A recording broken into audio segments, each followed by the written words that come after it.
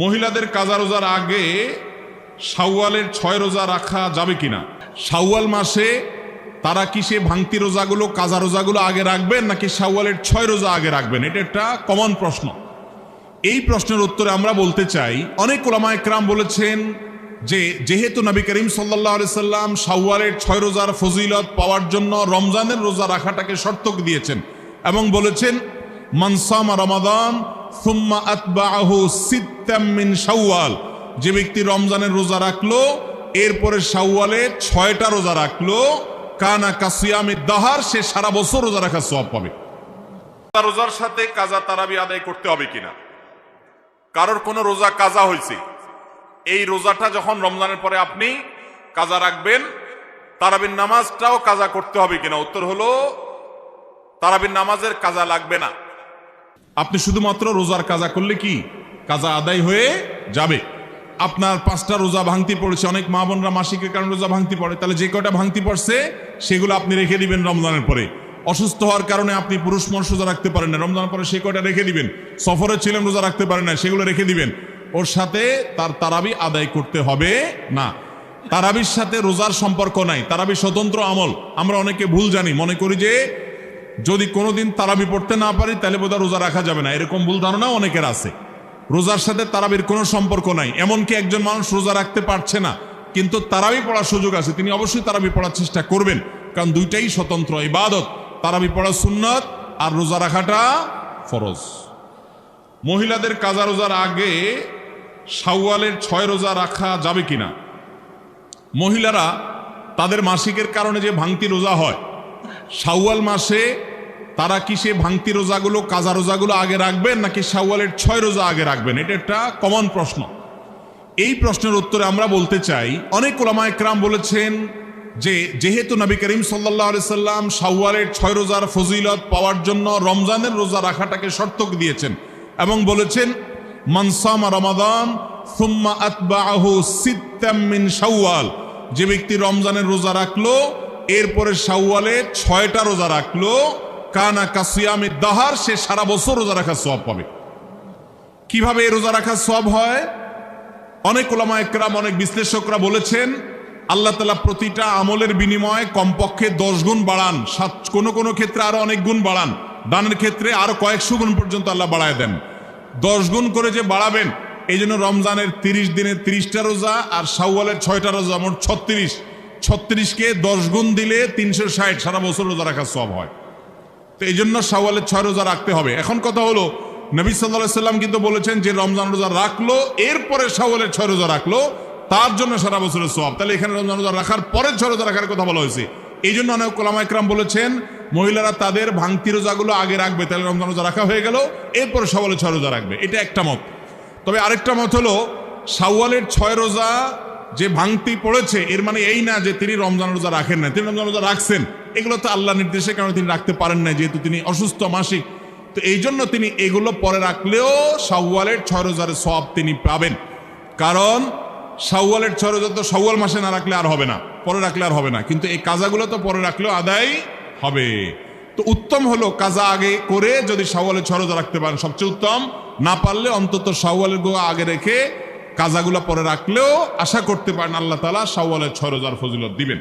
এরপরে প্রশ্ন হলো, স্ত্রী তালাক দেওয়ার পর সেই স্ত্রীকে সাথে সাথে গ্রহণ করা যাবে কিনা? বিস্তারিত বুঝিয়ে দিবেন। যদি কেউ স্ত্রীকে তালাক দেন তাহলে সেই স্ত্রীকে আবার সাথে সাথে ফেরত নেওয়ার সুযোগ থাকবে যদি সেইভাবে তালাক দেন যেটাকে বলা হয় প্রত্যাহারযোগ্য তালাক। প্রত্যাহারযোগ্য তালাক কোনটা? আপনার স্ত্রীকে আপনি তালাক দিয়েছেন 1 তালাক। কয় তালাক? 1 তালাক দিয়েছেন। যখন তালাক দিয়েছেন তার মধ্যে আপনি ফেরত নিতে পারবেন। যদি জীবনে এর আগে একবার দিয়ে থাকেন এটা 2য় তালাক হয়, তাহলেও ফেরত নিতে পারবেন। আর যদি জীবনে এটা আপনার 3য় তালাক হয় তাহলে সেক্ষেত্রে আপনি আর এটা ফেরত নিতে পারবেন না। বিধায় আপনার জন্য কোনো অবস্থাতে জায়েজ হবে না, হারাম হবে আপনার স্ত্রীকে প্রত্যাহার করা বা স্ত্রী হিসাবে স্বামী স্ত্রী হিসাবে থাকা যদি তালাক কয়টা হয়? 3টা হয়ে যায়। আমাদের সমাজে অনেকে আছে কয়দিন পর পরই বউকে তালাক দেয়। 3টা কেন? কত তালাক হয়েছে কোনো হিসাব নাই। আল্লাহ তাআলা আমাদের সবাইকে হারাম থেকে বেঁচে থাকার তৌফিক দান করেন। ভাইরা আমার, যারা বিবাহ করেছেন আর আমার যুবক ভাইয়েরা যারা বিবাহ করবেন, করজোড় করে মিনতি করি আপনাদের কাছে, আল্লাহর ওয়াস্তে কখনো হুটহাট করে তালাক দিলাম স্ত্রীকে এরকম কথা বলবেন না, এরকম কথা বলবেন না। তালাকটা খুব ভয়াবহ একটা বিষয় ভাই। সালাসুন জিদ্দুহুন্না জিদ্দুন ওয়া হাজলুহুন্না জিদ্দুন, তিনটা বিষয় আছে। সিরিয়াসলি করলে যা হবে, হাসতে হাসতে দুষ্টামি করে করলেও তাই হয়ে যাবে। অনেক ভাইরা আছেন যারা বলে আমি আমার স্ত্রীকে তালাক দিয়েছি ভয় দেখানোর জন্য। ভয় দেখানোর জন্য যদি আপনাকে একটা ছুরি নিয়ে আমার বুকে জোরে আঘাত করে ঢুকাই দেন ভিতরে, ভয় দেখানোর জন্য করছেন, আপনি মারার উদ্দেশ্যে করেন নাই। মারা যাব কি যাব না আমি, কি বলেন? আপনি কারোর পেটে যদি ছুরি ঢুকায় দেন, কারোর বুকে যদি ছুরি ঢুকায় দেন, লোকটা তাকে মারার উদ্দেশ্যে দেন নাই, আপনি ভয় দেখানোর উদ্দেশ্যে দিয়েছেন, কিন্তু জায়গা মতো লেগে গেছে, লোকটা মারা যাবে কি যাবে না? তালাক এরকম। খবরদার বউয়ের সাথে চুন থেকে নুন খসলেই তালাকের কথা বলবেন না, এগুলা ছোট লোকই, এগুলা করবেন না। অনেক মহিলারাও আছে এখন, আজকাল অবশ্য পুরুষদের চাইতে মহিলারা তালাক আরো বেশি দেয়। কথায় কথা কথায় কথা গাট্টি গোল করে বাপের বাড়িতে দৌড়। আল্লাহ আমাদের মা বোনদেরকে হেদায়েত দান করুন। দাম্পত্য জীবনে সুখী হওয়ার জন্য সবর করতে হবে। কত মহিলা আছে স্বামীকে বলে যে তোমার সংসারে এসে আমার জীবনটা তেনা তেনা হয়ে গেছে।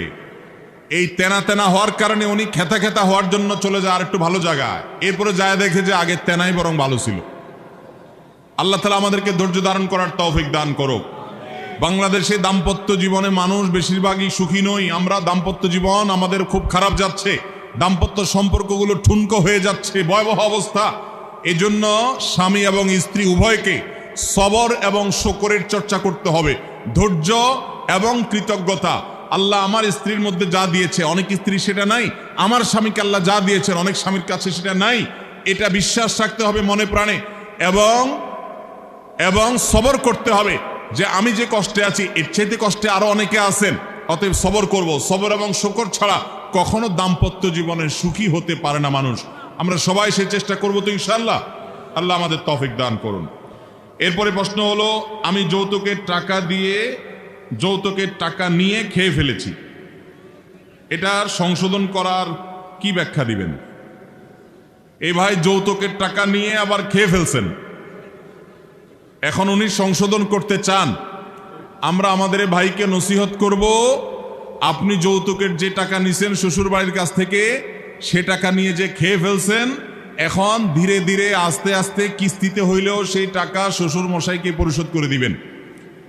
ওইটা আপনাকে পরিশোধ করে দিতে হবে, কারণ আপনি জুলুম করেছেন, অন্যায়ভাবে নিয়েছেন, বিধায় এটা আপনি ফেরত দিবেন। আর যদি ফেরত দিতে গেলে আপনার শ্বশুর মশাই দিল থেকে সত্যি খুশি মনে বলে ঠিক আছে তুমি মিসকিন মানুষ খেয়ে ফেলছো, মাফ আল্লাহর হস্তে, তাহলে আপনি মিসকিন হিসাবে মাফ পাইতে পারেন, যদি সত্যি তিনি মাফ করে দেন। কিন্তু আপনি যে চাঁদাবাজি করছেন তাদের কাছ থেকে, এজন্য আল্লাহর কাছে তওবা করবেন, মাফ চাইবেন যে আল্লাহ আপনি আমাকে মাফ করে দেন। যে ভাই প্রশ্ন করেছেন, আমার তো মনে হয় তিনি সিরিয়াসলি প্রশ্নটা করেছেন, কারণ অনেকেই আমরা এরকম আছি যে একসময় যৌতুক নিয়ে ফেলেছি, তখন আমার এই হুঁশ দিশ ছিল না, হালাল হারাম সম্পর্কে এতটা ধারণা ছিল না, এখন আল্লাহর ভয় এসেছে, ভেঙে ফেলেছেন, এখন দেওয়ার সামর্থ্য নাই। তাহলে সেক্ষেত্রে আপনি শ্বশুর মশাইকে বলবেন যে আব্বাজি এখন আসলে তো আমি যেটা নিয়েছিলাম এটা আমার জন্য তো জায়েজ নাই, তখন বুঝি নাই, ফেরত দিতে চাই, সুযোগ থাকলে আপনি ফেরত দিয়ে দেন। আর যদি বলা বলি করতে গেলে আরো সেটা আপনার কাছে বিব্রতকর মনে হয়, তাহলে বলা বলির দরকার নাই। আপনি যৌতুক স্বরূপ 2 লাখ টাকার জিনিসপত্র নিছেন, তাহলে ওই 2 লাখ টাকা দিয়া কিছু কিনে, অথবা 2 লাখ টাকা শ্বশুর মশাইকে এমনি বলেন এটা হাদিয়া আপনাকে দিয়ে দিলাম, এরকম করে কৌশলে তাকে দিয়ে দেন, আপনি দায়মুক্ত হয়ে যাবেন। আল্লাহ আমাদেরকে এই যৌতুকের হারাম খাওয়া থেকে বেঁচে থাকার তৌফিক দান করুন।